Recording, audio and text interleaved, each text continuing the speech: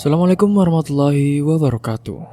Halo semuanya, jumpa kembali dengan saya, Kang Restu. Apa kabar kalian semua? Semoga kalian selalu sehat, baik, dan tentunya dimudahkan segala urusannya oleh Tuhan Yang Maha Esa. Amin amin ya rabbal alamin. Oke, seperti biasa kali ini saya akan menceritakan sebuah kisah horor. Dan bagi kalian yang baru bergabung di channel kami, jangan lupa klik tombol subscribe-nya. Klik juga lonceng notifikasinya serta like video ini agar kalian semua tidak ketinggalan cerita-cerita menarik dan terbaru tentunya dari channel kami. Oke, terima kasih. Dan langsung saja tanpa berlama-lama lagi. Bagaimana kisahnya? Ini dia ceritanya. Tewas bersama kekasih. Pagi hari itu, langit masih basah oleh embun dan jalanan kompleks sudah mulai dipenuhi suara kendaraan dan langkah-langkah terburu. Di sebuah gang sempit pinggiran kota, Fatimah keluar dari rumah kontrakan sederhana sambil tergesa-gesa menuntun motor metik miliknya. Helmnya setengah dikenakan, rambut sebagian masih terurai. Wajahnya menunjukkan kegugupan yang sudah biasa ia alami tiap pagi. Bukan karena ia tidak disiplin, tapi karena beban hidup yang dipikulnya melebihi usianya yang baru menginjak 22 tahun. Ibunya Bu Salma sedang terbaring sakit sejak sebulan terakhir. Batuknya tak kunjung reda, nafasnya sering sesak dan dokter mengatakan itu gejala awal paru-paru basah. Sementara itu adik sematawayangnya Dinar, dia baru kelas 2 SMA dan belum bisa diandalkan untuk membantu banyak di rumahnya. Setiap pagi sebelum berangkat kerja, Fatimah harus menyiapkan bubur untuk ibunya, mengecek obat yang harus diminum, lalu memastikan Dinar sarapan dan membawa bekal ke sekolah. Motor metiknya yang sudah tua ia beli secara mencicil itu, kini menjadi saksi setiap perjuangannya. Mesinnya kadang error dan suara knalpotnya memekakan telinga saat dipacu. Tapi Fatimah tak pernah mengeluh. Dengan satu tangan menggenggam stang dan satu lagi memegang tas selempang, ia menyusuri jalanan pagi menuju pabrik sepatu, tempatnya bekerja di kawasan industri kecil. Pabrik itu tak besar tapi cukup untuk menyerap puluhan tenaga kerja dari berbagai daerah.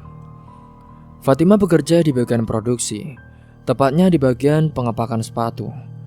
Tugasnya berdiri berjam-jam menyusun, mengecek, lalu memasukkan sepatu ke dalam kotak sesuai ukuran dan juga model. Kadang jari-jarinya pegal, kakinya kesemutan, tapi ia tetap cekatan, giat dan jarang sekali mengeluh. Ia juga bukan tipe karyawan yang suka duduk-duduk di pojokan saat istirahat. Fatimah lebih suka menyibukkan diri atau sekedar membuka bekalnya sambil menelpon ibunya untuk menanyakan kabar. Parasnya memang tak bisa dipungkiri. Wajah Fatimah manis, bersih dan senyumannya selalu ramah. Teman-teman kerjanya baik laki-laki maupun perempuan banyak yang menyukainya. Ia tidak sombong, tidak sok cantik, dan selalu menyapa siapa saja dengan sopan. Bahkan para mandor dan staf administrasi pun kadang melirik Fatimah diam-diam. Tapi gadis itu tak pernah menggubris perhatian-perhatian itu. Sebab hatinya sudah diisi oleh satu nama, lelaki yang bernama Kamil. Kamil adalah pacarnya sejak SMA. Mereka tumbuh bersama di desa yang sama. Hubungan mereka bukan hubungan yang sekedar cinta monyet. Sudah terbukti bertahan dari masa-masa sulit. Seperti saat Fatimah harus berhenti kuliah karena ayahnya meninggal mendadak akibat serangan jantung. Kamil pun tetap setia di sampingnya. Ia menghibur, memberi semangat, bahkan sempat mengantarnya daftar kerja ke beberapa tempat. Kamil sendiri adalah anak juragan beras. Ayahnya punya beberapa toko sembako dan juga bisnis grosir beras di pasar induk. Meski hidup selalu berkecukupan, Kamil tak pernah sombong. Ia justru memilih hidup sederhana. Bahkan setelah lulus kuliah manajemennya, ia ikut membantu usaha ayahnya, sering mengurus pengiriman beras keluar kota dan sesekali juga turun langsung ke gudang. Kadang di sela kesibukannya, Kamil datang menjemput Fatimah pulang kerja. Dengan mobil pick up atau kadang motor trailnya, ia tiba di depan pabrik dan menunggu dengan sabar. Teman-teman kerja Fatimah sampai hafal sosok Kamil yang sopan dan juga jarang bicara. Tapi tatapannya, ia teduh dan penuh perhatian jika menatap Fatimah. Meski sudah berpacaran lama, Fatimah belum pernah benar-benar membicarakan masa depan mereka dengan serius. Bukan karena ia ragu, tapi karena kondisi ibunya yang sedang sakit membuatnya tak tega memikirkan hal lain selain kesembuhan sang ibu. Dan juga di dalam hatinya ada rasa kecil yang ia simpan dalam-dalam. Rasa khawatir tentang masa depan mereka yang sangat berbeda. Ia juga kadang berpikir ia hanyalah gadis pabrik, anak yatim, tinggal di kontrakan sempit. Sementara pacarnya Kamil adalah anak juragan, satu-satunya pewaris bisnis keluarga. Walaupun Kamil tak pernah mempermasalahkan latar belakang itu, tetap saja rasa rendah diri itu kadang menggerogoti Fatimah diam-diam. Di pabrik hari itu berjalan seperti biasa. Bunyi mesin, langkah kaki, dan suara obrolan teman-temannya di sela-sela kerja menjadi latar hidupnya sehari-hari. Tapi Fatimah tetap fokus. Kotak-kotak sepatu disusun rapi, tangannya bergerak cepat, dan satu-satu saat itu, kotak demi kotak, ia ratakan. Hingga singkatnya saat menjelang sore, ia menerima pesan singkat dari Dinar. "Mbak, tadi ibu sempat sesak lagi, Mbak. Sekarang sudah lebih baik. Tapi dokter bilang ia suruh kita kontrol ulang. Soalnya untuk memastikan ibu baik-baik saja, Mbak, kita besok pagi harus ke puskesmas." Fatimah membaca pesan itu berulang kali. Jantungnya berdebar, tapi ia tidak menunjukkan kepanikan. Ia hanya menjawab singkat. "Iya, Dek. Malam ini Mbak belikan obat tambahan ya." Setelah percakapan itu dan jam kerja usai, Fatimah pun pulang tak langsung ke rumah. Ia mampir ke apotik dan warung sayur kecil. Di dalam tasnya kini ada 2 plastik. Satu berisi obat, satu lagi berisi tempe, tahu dan juga kangkung untuk makan malam. Sesampainya di rumah malam itu di dapur sempit rumah kontrakannya, Fatimah pun kembali memasak. Bau tumisan bawang menyebar dan ibunya yang terbaring di kasur tua ruang tengah hanya bisa menatap penuh haru. "Masakanmu makin enak, Duk," ucap sang ibu dengan suara parau. Fatimah tersenyum sambil mengaduk sayur, menahan air matanya. Di sisi lain kota saat itu, Kamil hanya duduk termenung di meja makan besar di rumahnya. Ibu dari Kamil adalah seorang wanita berwajah tegas dan juga berpenampilan mewah layaknya ibu-ibu sosialita. Ia menyendok nasi tanpa banyak bicara. Ayahnya pun hanya sekali menatap Kamil dengan tatapan penuh isyarat. "Kamil, kamu serius masih sama Fatimah, gadis kampung itu?" tanya sang ibu akhirnya. Kamil menatap ibunya dengan tenang. "Iya, Bu. Aku sayang sama dia dari dulu."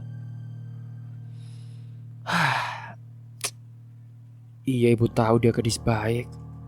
Tapi kamu tahu kan, hidup ini tuh bukan cuma soal cinta, Kamil. Dia tuh beda level sama kita."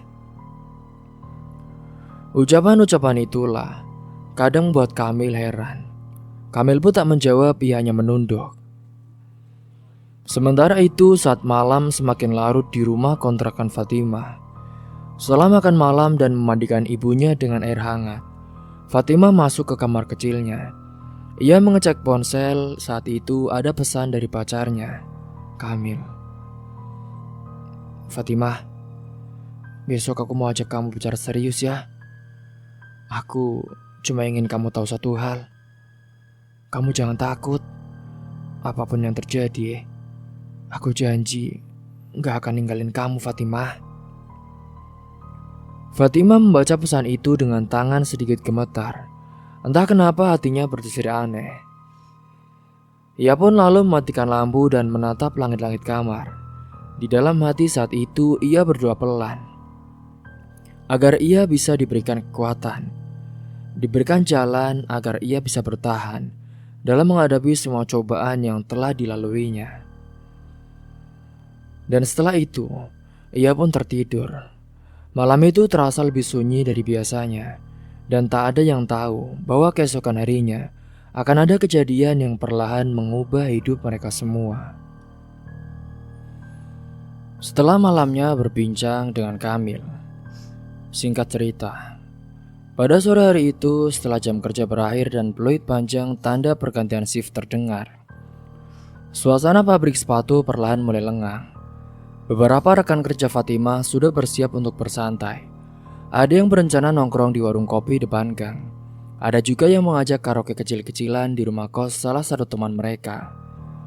Lalu saat itu, mereka menoleh ke arah Fatimah yang tengah mengganti sepatu kerjanya dengan sandal jepit lusuh.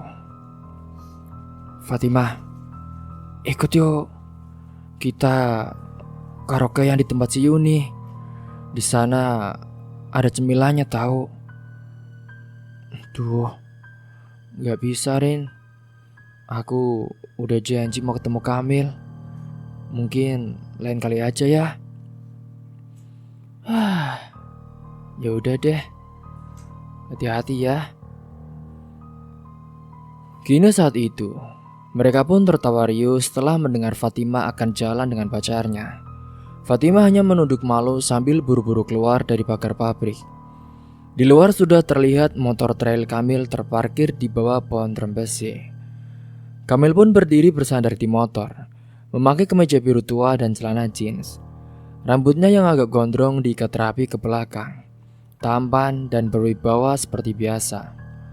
Tapi hari itu, ada sorot kegelisahan di matanya. Begitu melihat Fatimah datang, Kamil langsung tersenyum.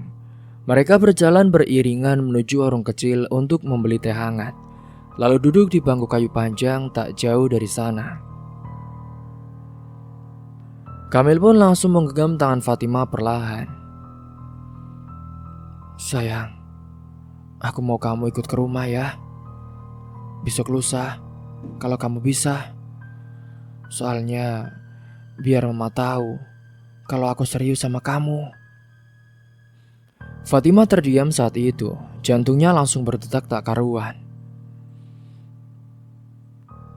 "Tapi mas, bukannya maksudku menolak ya. Tapi aku takut. Mama kamu kan, kamu tahu sendirilah dia kayak gimana kalau ke aku." Kamil menghela nafas saat itu. "Iya aku tahu. Tapi aku udah capek Fatimah. Mama terus nyodorin aku ke Ratna tahu. Anak sahabat arisannya itu. Kamu tahu kan siapa dia? Yang dulu kuliah di Bandung. Sekarang jadi manajer HRD perusahaan otomotif. Tapi hatinya aku gak bisa Fatimah. Dia sombong, angkuh, gak bisa ngobrol nyambung kayak aku ngobrol sama kamu tahu. Please ya, kamu mau." Fatimah hanya menunduk saat itu. Ia tahu tentang Ratna, perempuan cantik, pintar dan berasal dari keluarga kaya. Gaya bicaranya halus tapi penuh sindiran. Bahkan dulu waktu tak sengaja bertemu saat acara pasar murah di RW kompleks mereka, Ratna hanya memandang Fatimah dari atas ke bawah dengan senyum tipis. "Tapi mama kamu udah cocok banget sama dia. Aku siapa? Cuma karyawan pabrik. Ibuku sakit, adikku masih sekolah. Aku mungkin gak pantas jadi masa depan kamu, Kamil." Kamil menatap mata Fatimah dengan lembut. "Fatimah, udah ya, kamu jangan ngomong kayak gitu. Justru karena kamu sederhana, aku nyaman sama kamu. Aku udah lihat kamu dari SMA, Fatimah. Kamu gak pernah berubah. Kamu selalu jadi perempuan paling tulus yang pernah aku kenal. Setelah pertemuan itu, Fatimah pun memikirkan segalanya di rumahnya. Hingga 2 hari kemudian, setelah berpikir lama dan memberanikan diri, Fatimah pun akhirnya meminta izin pada ibunya. "Ibu, besok lusa aku mau ke rumah Kamil ya, Bu. Dia minta aku datang. Katanya mau dikenalin sama orang tuanya. Tapi kali ini lebih serius, Bu." Bu Salma menatap anak gadisnya lama, lalu menggenggam tangannya. "Nak, kalau kamu yakin, jalanilah. Tapi kalau kamu disakiti, kamu jangan diam ya, Nduk. Kamu bukan perempuan hina hanya karena kamu. Hanya karena kita ini dari keluarga miskin." Air mata Fatimah menetes pelan. Ia mengangguk dengan suara gemetar. "Iya, Bu." Hingga setelah berpamitan dengan ibunya, hari yang ditentukan pun telah tiba. Fatimah memilih pakaian terbaiknya, gamis sederhana warna krem dan juga jilbab coklat muda dengan variasi ala-ala anak kekinian. Dan ia juga menggunakan sepatu flat yang sedikit longgar. Ia sempat menyemprotkan parfum murah yang dibelikan Dinar dari pasar. Dengan degup jantung yang tak menentu, ia pun akhirnya dijemput Kamil dan dibonceng Kamil menuju rumahnya mewah bercat putih gading yang berdiri megah di pojok perumahan elit. Begitu tiba di sana, pagar pun dibuka secara otomatis. Seorang ART menyambut mereka dan langsung membukakan pintu depan. Di dalam, rumah itu tampak luas dan juga mewah. Sofa kulit asli, karpet tebal, vas bunga segar, serta aroma lembut dari diffuser menyambut mereka. Kamil pun mempersilakan Fatimah duduk. Ia sendiri menuju ke dapur memanggil ibunya. Dan tak lama kemudian saat itu, muncullah sosok Bu Isma. Wanita parubaya berkulit putih dengan perhiasan yang gemerlap di leher dan juga di pergelangan tangannya. Langkahnya pelan, anggun, tapi tatapannya sangat tajam. Fatimah langsung berdiri dan menunduk sopan. "Assalamualaikum, Bu." "Waalaikumsalam," jawab Bu Isma tanpa ekspresi. Ia tak menjabat tangan Fatimah, hanya duduk di seberang menyilangkan kaki. "Fatimah, udah, minum aja, jangan malu. Gak apa-apa," ucap Kamil sambil meletakkan 2 cangkir teh dan mengelus tangan Fatimah agar ia merasa tenang. Fatimah hanya tersenyum kaku. Tangannya gemetar memegang cangkir minuman itu. Bu Isma menatapnya lama, lalu berkata lirih tapi tajam. "Kamu kerja di mana sekarang?" ucap Bu Isma. "Saya kerja di pabrik sepatu, Bu. Bagian produksi." "Oh, jadi wanita seperti kamu ini kerjanya di pabrik ya? Pantas tangannya kasar. Saya kira kerjanya jadi manajer kek atau apa, wanita karir," jawab Bu Isma dengan penuh angku dan sindiran. Fatimah hanya diam kaku menahan tangisnya. Selebihnya tak ada lagi pertanyaan. Suasana mendadak kaku. Bu Isma hanya memainkan cincin di jarinya, sesekali melihat ke arah jam dinding. Kamil pun berusaha mencarikan suasana, tapi ibunya hanya memberi respon datar. Ketika Fatimah mencoba menawarkan diri untuk mencuci cangkir yang ia pakai, Bu Isma langsung berkata cepat, gak usah. Biar pembantu saya saja yang membersihkan. Nanti takutnya malah masih kotor lagi. Udah, kamu duduk saja." Fatimah menunduk, bibirnya kering. Di ruang tamu yang besar itu, ia merasa kecil sekali, seperti tak ada ruang untuk sekadar bernafas. 1 jam berlalu saat itu. Akhirnya Kamil pun mengantar Fatimah pulang. Di sepanjang perjalanan Fatimah hanya diam. Matanya memandangi jalanan yang sudah mulai diterpa senja. Kamil menggenggam tangannya erat di atas motor. Sayang, aku minta maaf ya. Mamaku memang belum bisa berubah. Tapi aku gak akan menyerah. Aku akan terus perjuangkan kamu. Fatimah menoleh pelan dan tersenyum tipis. Tapi senyum itu penuh luka. Hingga sampainya di rumah, ia pun langsung masuk ke kamar dan mengunci pintu. Ia duduk di lantai membiarkan air matanya mengalir. Bukan karena ia tak kuat, tapi karena untuk pertama kalinya ia sadar cinta saja tak cukup untuk membuat dunia menerimanya. Dan malam hari itu tanpa berkata-kata, ia menangis dalam diam, memeluk bantal yang basah oleh tangis, memikirkan apakah ia layak diperjuangkan. Apakah layak ia menjadi masa depan dari Kamil? Atau ia hanya akan jadi luka yang tak diakui di keluarga Kamil selamanya? Kini Fatimah benar-benar ingin menyerah dan ingin mengakhiri segalanya dengan Kamil. Tapi perasaan cintanya yang begitu kuat di antara mereka masih memberikan sesuatu yang dilema di hati dari Fatimah. Setelah pertemuan dengan keluarga dari Kamil, singkat cerita, pada pagi itu mentari belum naik tinggi saat suara sendok beradu dengan wajan terdengar dari dapur rumah kontrakan kecil milik Bu Salma. Fatimah dengan rambut disanggul di balik jilbab santainya sedang memasak sayur bayam dan menggoreng tempe untuk makan siang. Hari itu hari Minggu, ia libur dari pabrik dan ia berniat seharian di rumah mengurus ibunya dan membersihkan kamar adiknya yang penuh dengan buku pelajaran. Dinar sedang belajar di rumah tetangga karena wifi di rumah mereka sedang putus sejak 2 minggu lalu. Di tengah kesibukannya di dapur, tiba-tiba terdengar suara motor berhenti tepat di depan rumah. Suara knalpotnya keras dan juga kasar. Fatimah mengintip dari celah tirai jendela dan jantungnya seketika berdebar. Itu yang datang ternyata adalah Pak Ragil, si pemilik kontrakan sekaligus juragan rongsokan di Pasar Induk. Bersamanya ada istrinya, Bu Warsi, dan satu orang laki-laki bertubuh besar, berkulit gelap dan mengenakan jaket kulit lusuh. Dia adalah Jamal, anak tunggal dari Pak Ragil.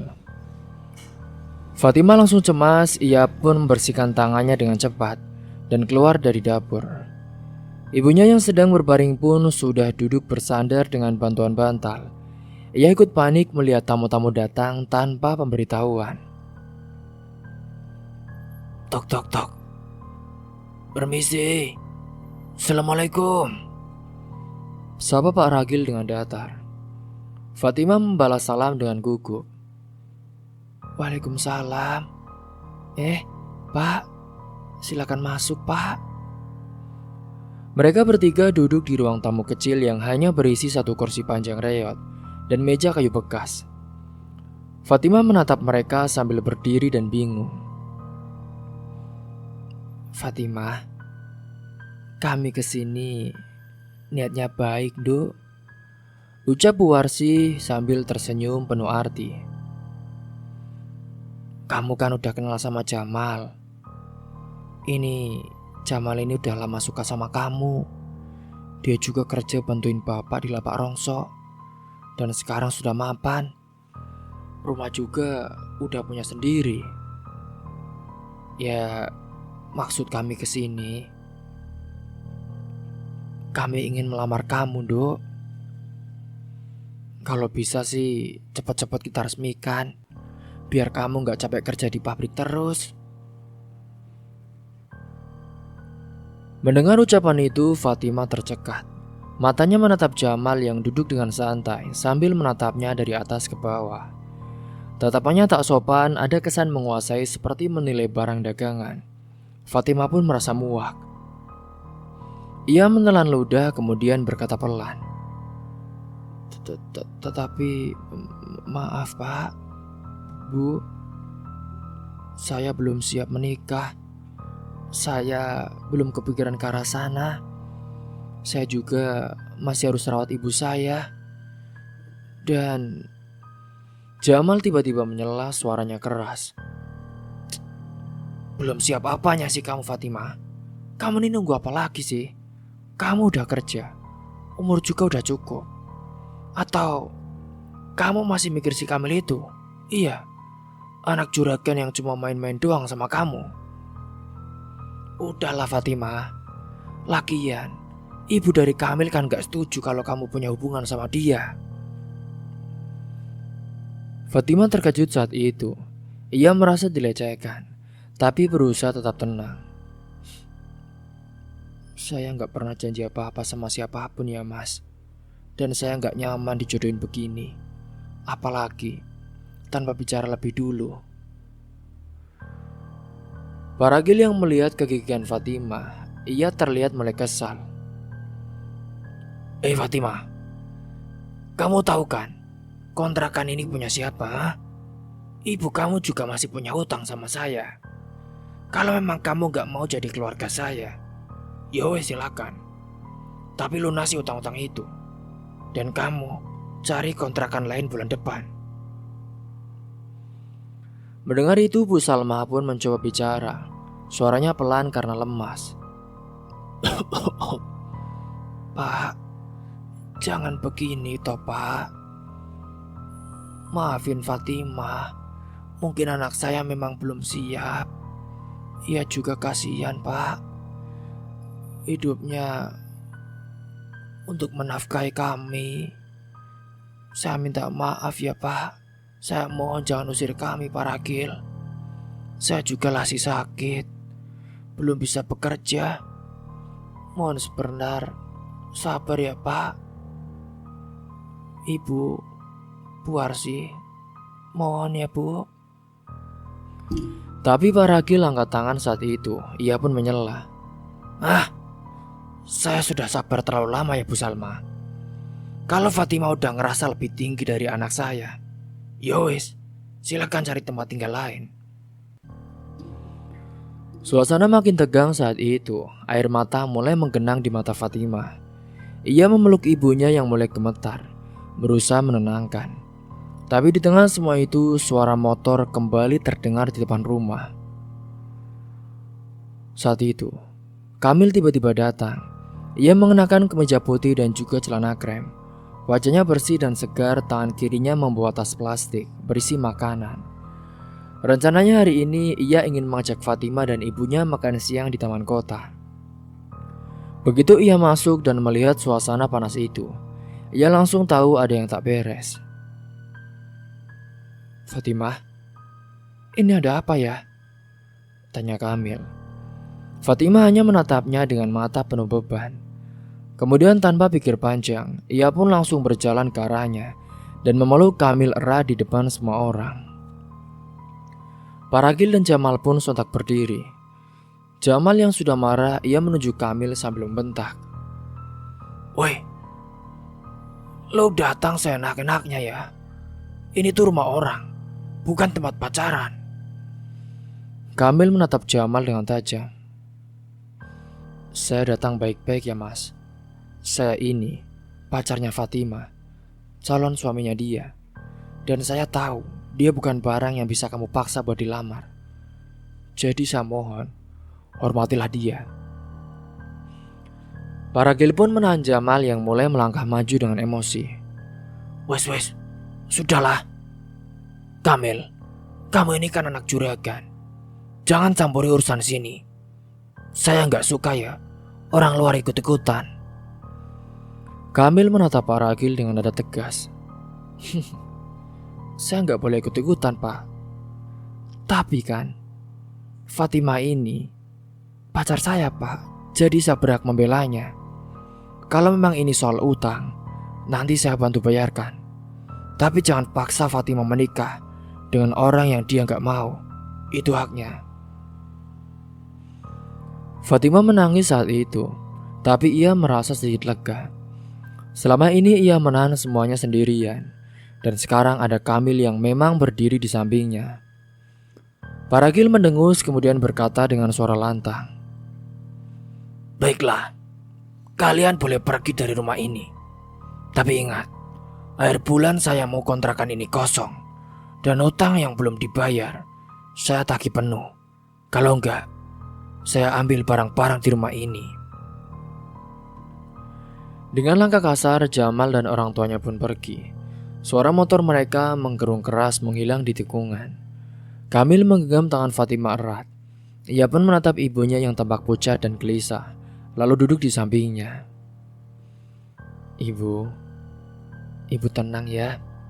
Saya akan bantu bayar kontrakan ini. Ibu jangan khawatir. Mulai sekarang, saya bakal urus semuanya. Fatimah memeluk ibunya. Air matanya tumpah di bahu sang ibu. Ia merasa dunia runtuh seketika. Tapi kehangatan Kamil dan keberaniannya hari itu menjadi titik terang pertama yang menyelusup masuk dalam kehidupannya yang gelap. Malamnya saat Dinar pulang dari belajar, kini rumah terasa hening. Fatimah hanya duduk di ruang tamu dengan mata sembab. Di atas meja ada 2 lembar surat tagihan dan catatan tangan dari Pak Ragil. Namun tak lama kemudian saat itu, Kamil datang lagi. Kali ini ia membawa 2 bungkus nasi padang dan juga 1 map kecil. Fatimah, kamu tenang saja ya sayang. Aku udah ngomong sama ayahku. Dia setuju bantu kamu dan keluargamu.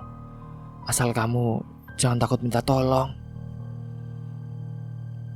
Tapi Mil, ibumu gimana? Sudah, kamu jangan pikirkan ibuku. Fatimah pun menatap Kamil lama. Dalam dadanya rasa bersalah dan harapan bercampur aduk. Ia masih tak yakin apakah ia pantas untuk semua ini. Tapi hari itu, untuk pertama kalinya ia percaya, mungkin Tuhan masih menaruh cinta yang tulus untuk orang sepertinya. Singgahnya pada saat itu,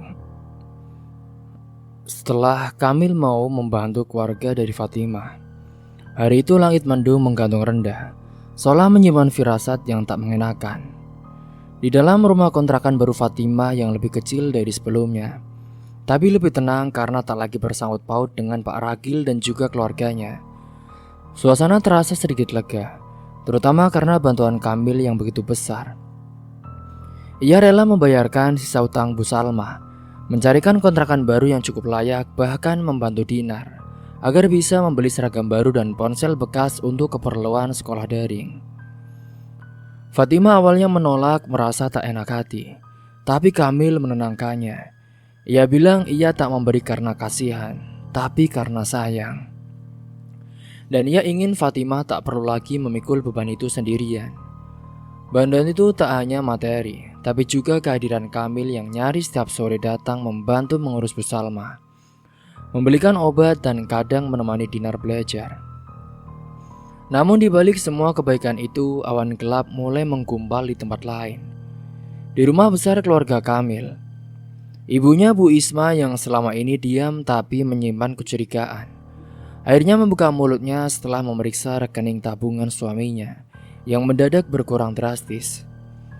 Ia bahkan memergoki Kamil mengambil sejumlah besar uang dari rekening keluarga untuk pengeluaran pribadi.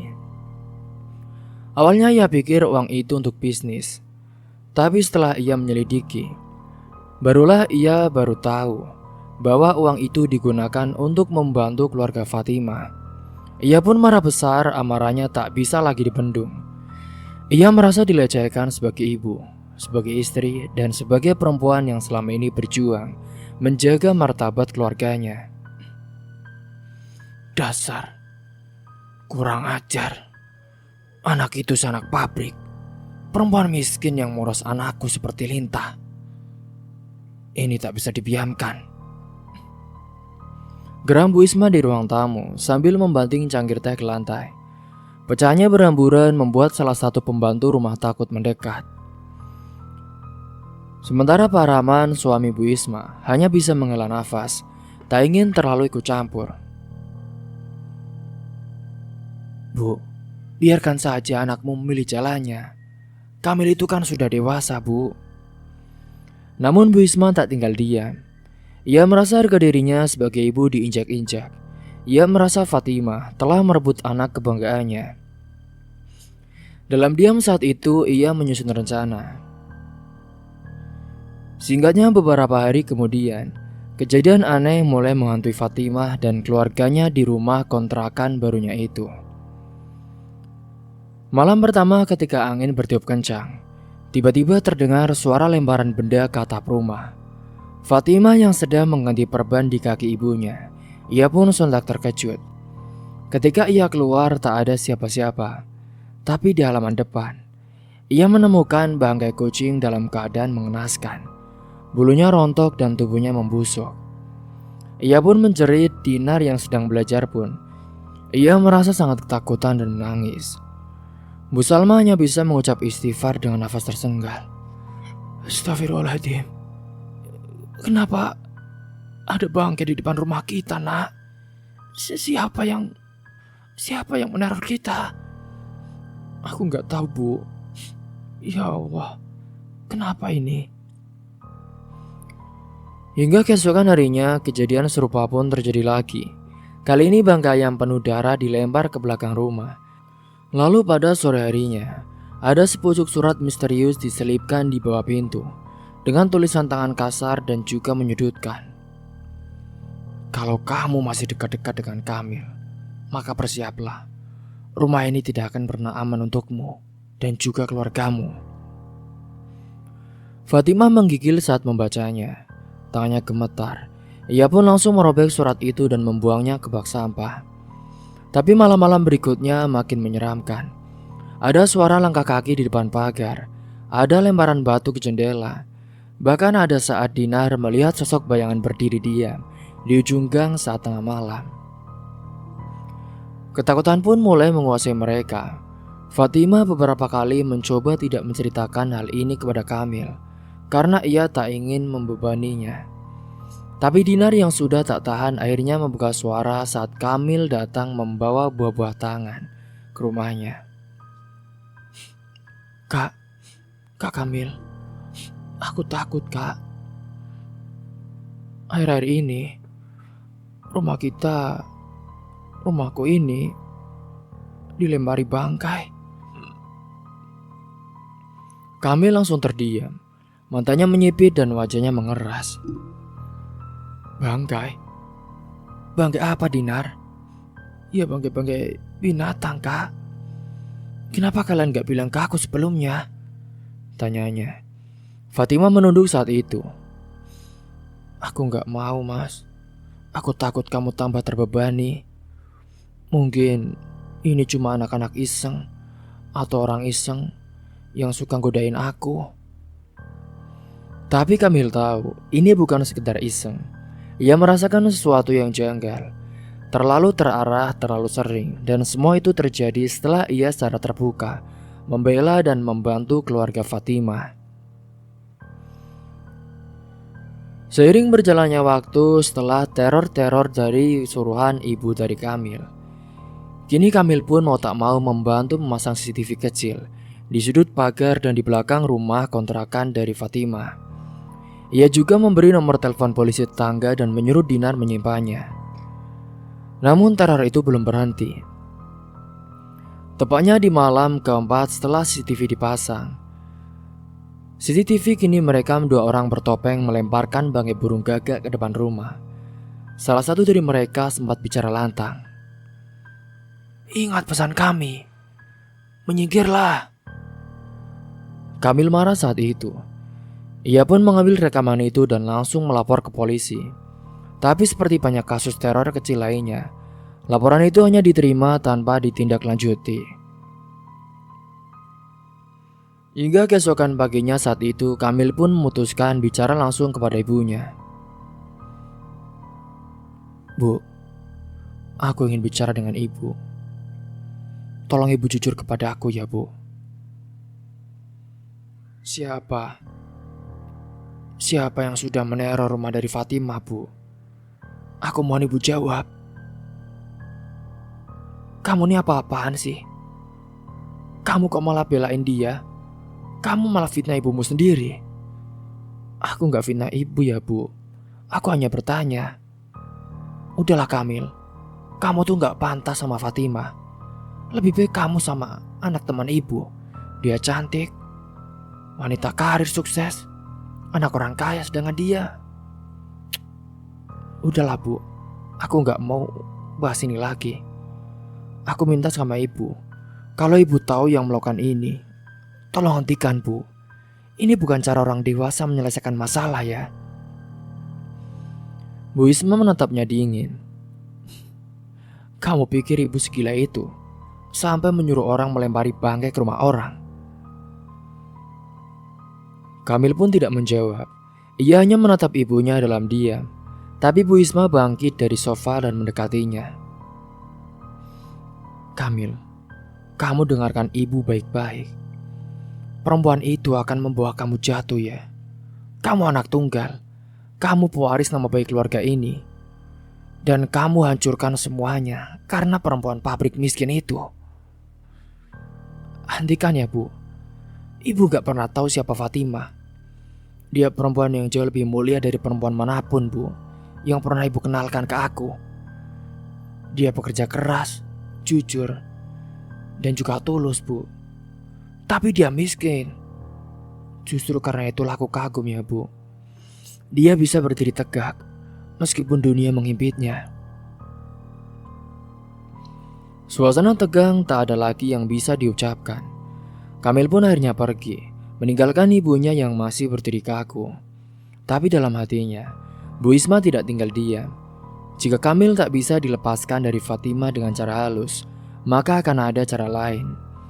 Dan di minggu-minggu berikutnya, teror itu justru semakin menjadi-jadi. Bahkan suatu malam, Fatimah menemukan pecahan kaca di dekat tikar tempat ibunya biasa berbaring. Itu bukan kebetulan, itu sudah ancaman serius. Kini Fatimah tak hanya takut, tapi juga bingung. Siapa yang bisa ia percayai selain Kamil? Siapa lagi yang harus ia mintai tolong? Ia benar-benar ketakutan. Tapi di sisi lain, ia tak mau terus-menerus merepoti Kamil dan juga ayahnya. Dan kini, apakah cinta mereka cukup kuat menahan badai yang datang bukan dari luar? Dan apakah Fatimah akan bertahan?